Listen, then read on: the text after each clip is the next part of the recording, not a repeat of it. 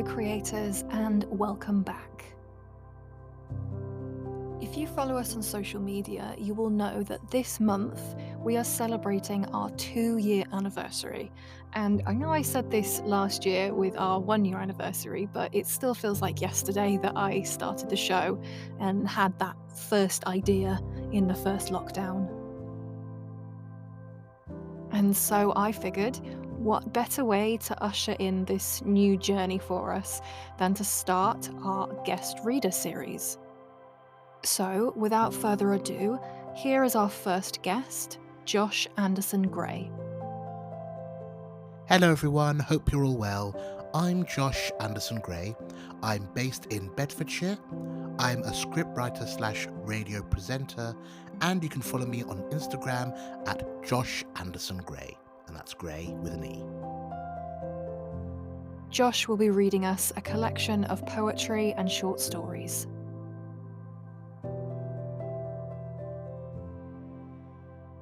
So, take a minute to get cozy and comfortable, and then drift off.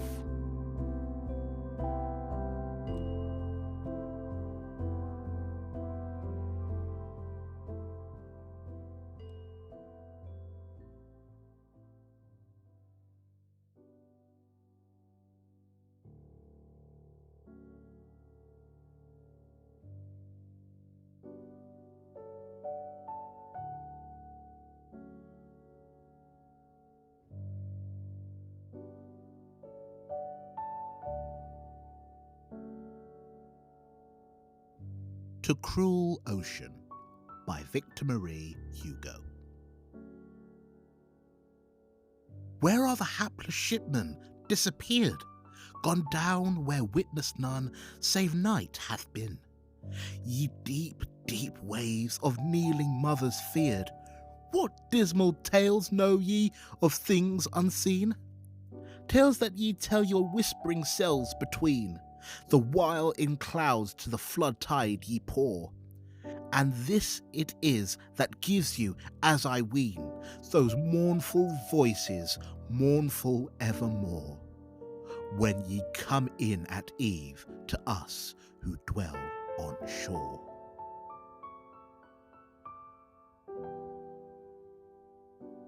Work by Emma Lazarus. Yet life is not a vision nor a prayer, but stubborn work, she may not shun her task. After the first companion none will spare, her portion and her work achieved to ask. She pleads for respite, she will come ere long, when resting by the roadside she is strong. Nay, for the hurrying throng of passers-by will crush her with their onward rolling stream. Much must be done before the brief light die, she may not loiter wrapped in the vain dream. With unused trembling hands and faltering feet, she staggers forth her lot assigned to meet. But when she fills her days with duties done, strange vigour comes, she is restored to health. New aims, new interests rise with each new sun, and life still holds for her unbounded wealth.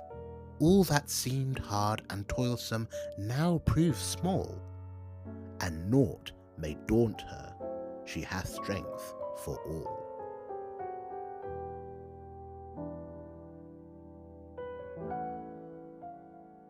Malcolm by Charles Sagster. Boy, this world has ever been a bright glad world to me. Through each dark and checkered scene, God's sun shone lovingly.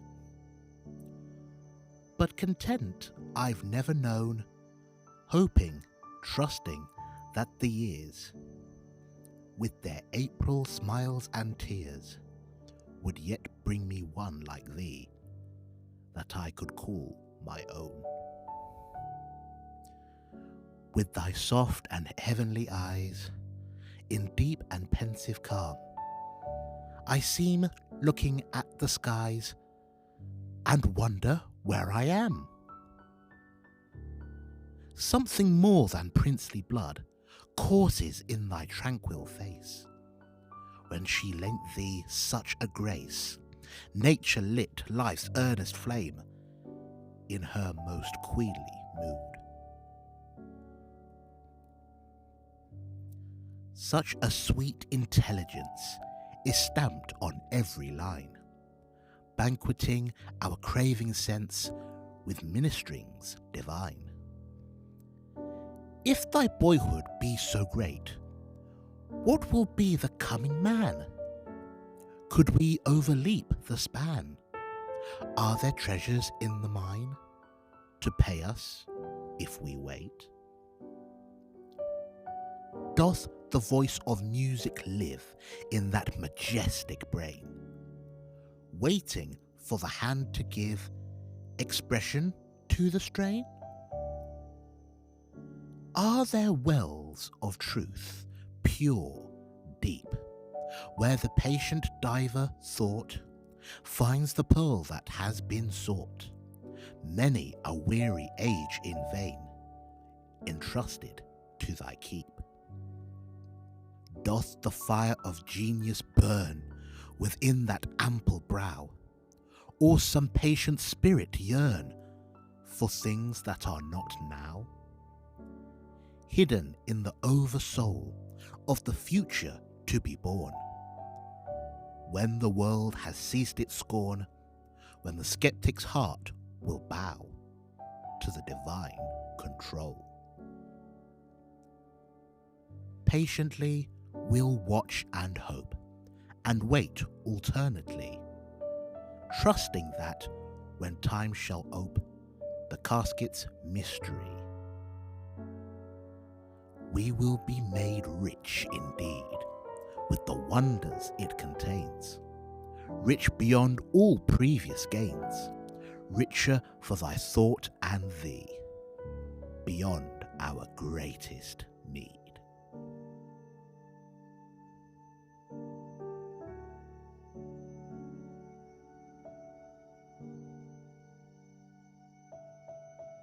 The Fox and the Horse, as collected by the Brothers Grimm. A farmer had a horse that had been an excellent, faithful servant to him, but he was now grown too old to work, so the farmer would give him nothing more to eat and said, "I want you no longer, so take yourself off out of my stable. I shall not take you back again until you are stronger than a lion." Then he opened the door and turned him adrift. The poor horse was very melancholy, and wandered up and down in the wood, seeking some little shelter from the cold wind and rain. Presently a fox met him. "What's the matter, my friend?" said he. "Why do you hang down your head and look so lonely and woebegone?" "Ah," replied the horse, "justice and avarice never dwell in one house. My master has forgotten all that I have done for him so many years, and because I can no longer work, he has turned me adrift, and says unless I become stronger than a lion, he will not take me back again. What chance can I have of that? He knows I have none, or he would not talk so." However, the fox bid him be of good cheer and said, "I will help you. Lie down there, stretch yourself out quite stiff, and pretend to be dead."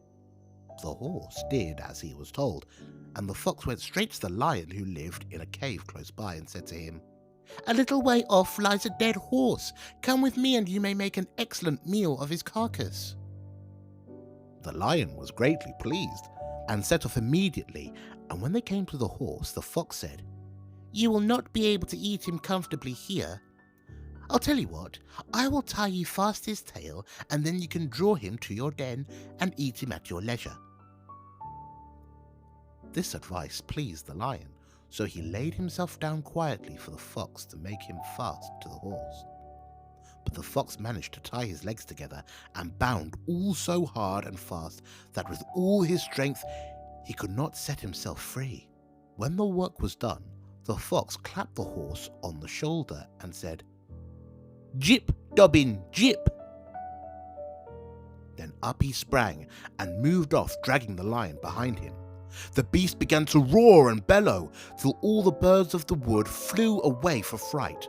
But the horse let him sing on and made his way quietly over the fields to his master's house. "Here he is, master," said he. "I have got the better of him." And when the farmer saw his old servant, his heart relented, and he said, "Thou shalt stay in thy stable and be well taken care of." And so the poor old horse had plenty to eat and lived till he died.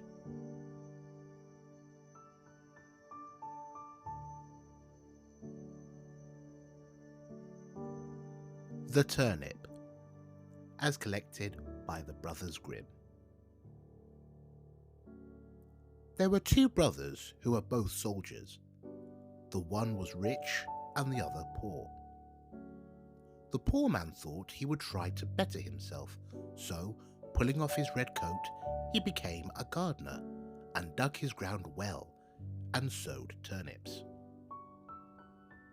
When the seed came up, there was one plant bigger than all the rest, and it kept getting larger and larger, and seemed as if it would never cease growing, so that it might have been called the Prince of Turnips, for there never was such a one seen before, and never will again. At last it was so big that it filled a cart, and 2 oxen could hardly draw it. And the gardener knew not what in the world to do with it, nor whether it would be a blessing or a curse to him. One day he said to himself, "What shall I do with it? If I sell it, it will bring no more than another. And for eating, the little turnips are better than this. The best thing perhaps is to carry it and give it to the king as a mark of respect." Then he yoked his oxen and drew the turnip to the court and gave it to the king. "What a wonderful thing," said the king.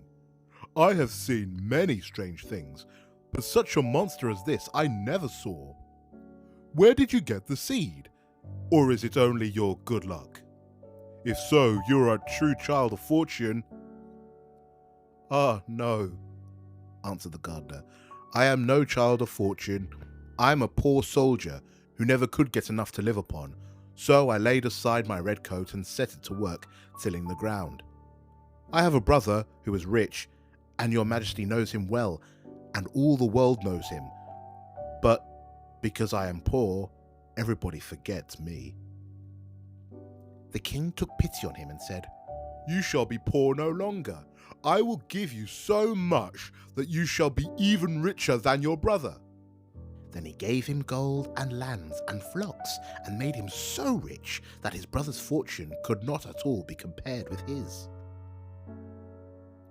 When the brother heard of all this, and how a turnip had made the gardener so rich, he envied him sorely, and bethought himself how he could contrive to get the same good fortune for himself. However, he determined to manage more cleverly than his brother, and got together a rich present of gold and fine horses for the king, and thought he must have a much larger gift in return, for if his brother had received so much for only a turnip, what must his present be, Ross? The king took the gift very graciously, and said he knew not what to give in return more valuable and wonderful than the great turnip. So the soldier was forced to put it into a cart and drag it home with him. When he reached home, he knew not upon whom to vent his rage and spite. And at length wicked thoughts came into his head, and he resolved to kill his brother. So he hired some villains to murder him, and having shown them where to lie in ambush, he went to his brother and said, "Dear brother, I have found a hidden treasure. Let us go and dig it up and share it between us." The other had no suspicions of his roguery, so they went out together, and as they were travelling along, the murderers rushed out upon him, bound him, and were going to hang him on a tree. But whilst they were getting all ready, they heard the trampling of a horse at a distance, which so frightened them that they pushed their prisoner neck and shoulders together into a sack and swung him up by a cord to the tree, where they left him dangling and ran away. Meanwhile, he worked and worked away until he made a hole large enough to put out his head. When the horseman came up, he proved to be a student, a merry fellow, who was journeying along on his nag and singing as he went. As soon as the man in the sack saw him passing under the tree, he cried out, "Good morning! Good morning to thee, my friend!"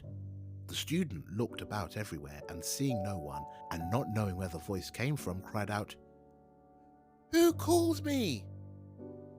Then the man in the tree answered, "Lift up thine eyes, for behold here I sit in the sack of wisdom.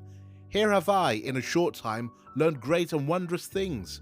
Compared to this seat, all the learning of the schools is as empty air. A little longer, and I shall know all that man can know, and shall come forth wiser than the wisest of mankind. Here I discern the signs and motions of the heavens and the stars, the laws that control the winds, the number of the sands on the seashore, the healing of the sick, the virtues of all simples, of birds and of precious stones.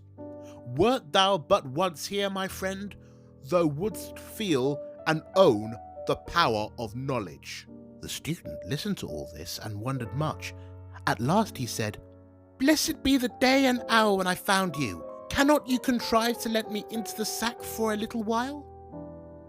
Then the other answered, as if very unwillingly, "A little space I may allow thee to sit here, if thou wilt reward me well and entreat me kindly. But thou must tarry yet an hour below, till I have learnt some little matters that are yet unknown to me." So the student sat himself down and waited a while, but the time hung heavy upon him, and he begged earnestly that he might ascend forthwith, for his thirst for knowledge was great. Then the other pretended to give way and said, "Thou must let the sack of wisdom descend by untying yonder cord, and then thou shalt enter." So the student let him down, opened the sack, and set him free. "Now then," cried he, "let me ascend quickly." As he began to put himself into the sack heels first, "Wait a while," said the gardener. "That is not the way." Then he pushed him in head first, tied up the sack, and soon swung up the searcher after wisdom dangling in the air. "How is it with thee, friend?" said he. "Dost thou not feel that wisdom comes unto thee? Rest there in peace till thou art a wiser man than thou wert." So saying, he trotted off on the student's nag, and left the poor fellow to gather wisdom till somebody should come and let him down.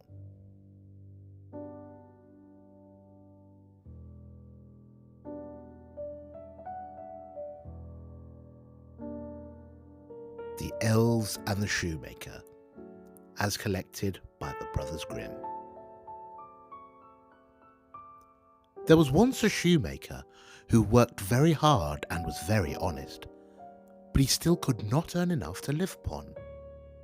And at last all he had in the world was gone, save just leather enough to make one pair of shoes. Then he cut his leather out, all ready to make up the next day, meaning to rise early in the morning to his work. His conscience was clear and his heart light amidst all his troubles, so he went peaceably to bed, left all his cares to heaven, and soon fell asleep. In the morning, after he had said his prayers, he sat himself down to his work, when, to his great wonder, there stood the shoes, already made, upon the table. The good man knew not what to say or think at such an odd thing happening. He looked at the workmanship. There was not one full stitch in the whole job. All was so neat and true that it was quite a masterpiece. The same day a customer came in, and the shoes suited him so well that he willingly paid a price higher than usual for them. And the poor shoemaker with the money bought leather enough to make 2 pairs more. In the evening he cut out the work and went to bed early, that he might get up and begin betimes next day. but he was saved all the trouble, for when he got up in the morning, the work was done ready to his hand. Soon came in buyers who paid him handsomely for his goods, so that he bought leather enough for 4 pairs more. He cut out the work again overnight and found it done in the morning, as before, and so it went on for some time. What was got ready in the evening was always done by daybreak, and the good man soon became thriving and well off again. One evening, about Christmas time, as he and his wife were sitting over the fire chatting together, he said to her, "I should like to sit up and watch tonight, that we may see who it is that comes and does my work for me." The wife liked the thought, so they left a light burning and hid themselves in a corner of the room, behind a curtain that was hung up there, and watched what would happen. As soon as it was midnight, there came in 2 little naked dwarfs, and they sat themselves upon the shoemaker's bench, took up all the work that was cut out, and began to ply with their little fingers, stitching and rapping and tapping away at such a rate that the shoemaker was all wonder, and could not take his eyes off them, and on they went till the job was quite done, and the shoes stood ready for use upon the table. This was long before daybreak, and then they bustled away as quick as lightning. The next day the wife said to the shoemaker, "These little wights have made us rich, and we ought to be thankful to them, and do them a good turn if we can. I am quite sorry to see them run about as they do, and indeed it is not very decent, for they have nothing upon their backs to keep off the cold. I'll tell you what, I'll make each of them a shirt, and a coat and waistcoat, and a pair of pantaloons into the bargain, and do you make each of them a little pair of shoes." The thought pleased the good cobbler very much, and one evening, when all the things were ready, they laid them on the table instead of the work that they used to cut out, and then went and hid themselves to watch what the little elves would do. About midnight, in they came, dancing and skipping, hopped around the room, and then went to sit down to their work as usual. But when they saw the clothes lying for them, they laughed and chuckled, and seemed mightily delighted. Then they dressed themselves in the twinkling of an eye, and danced and capered and sprang about as merry as could be, till at last they danced out at the door, and away over the green. The good couple saw them no more, but everything went well with them from that time forward, as long as they lived.